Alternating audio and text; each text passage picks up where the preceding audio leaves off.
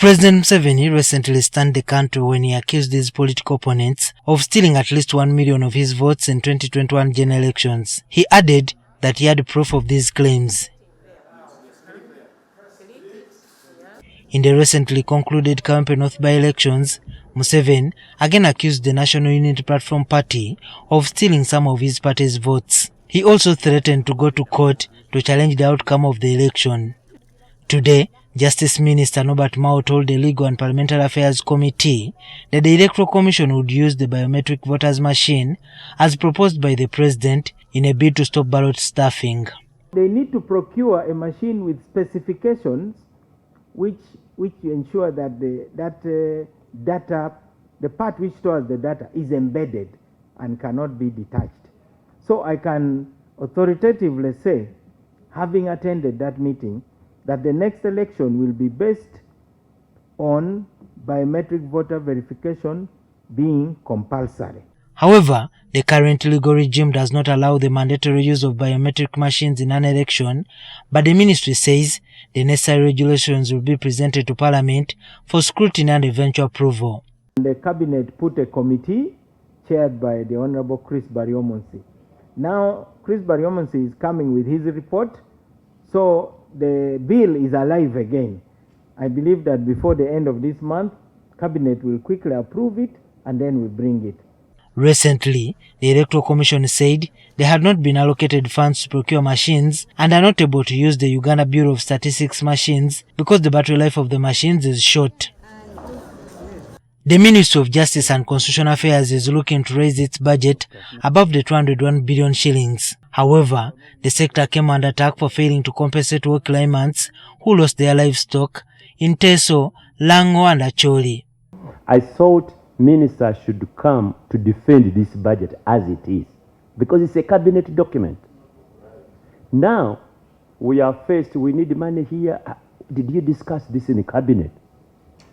And what was the consensus in the cabinet? The government is required to pay 521 billion shillings to the war claimants in compensation. However, only 80 billion shillings has been allocated in the current budget. You're paying compensation far back as 1987. My observation is that the ministry is actually only paying payments for persons who lost their cattle during the cattle rustling in 1987. Cases of LRA seem not to be considered. On compensation of the war debt claimants in your presentation, I would therefore want to know from you if there's any conversation to the same about Bukedi sub-region. To me, that is we need a sense of perspective, because the moment we start thinking that this is a trade-off, I'm not an advocate for trade-off that give northern Uganda at the expense of this. Every part of Uganda deserves to be paid attention to. But matters took to a head when Shadow Justice Minister Jonathan Odul questioned the rationale for allocating over 20 million shillings to be used for condom education among the staff of the ministry. You plan to spend millions of shillings on what you have termed condom education. It is in the ministerial policy statement. I've picked it from it. Condom education and correct use of condom. I do not want to water down our, they call it the ABC strategy or something. But I want to understand that at the level of now your staff at the Ministry of Justice and Constitutional Affairs, you still need to be taught how to use condoms. Uganda is at the front line of fighting it.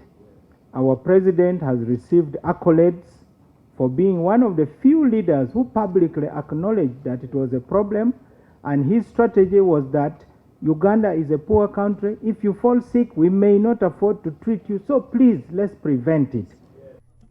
Jumakiria, NTV.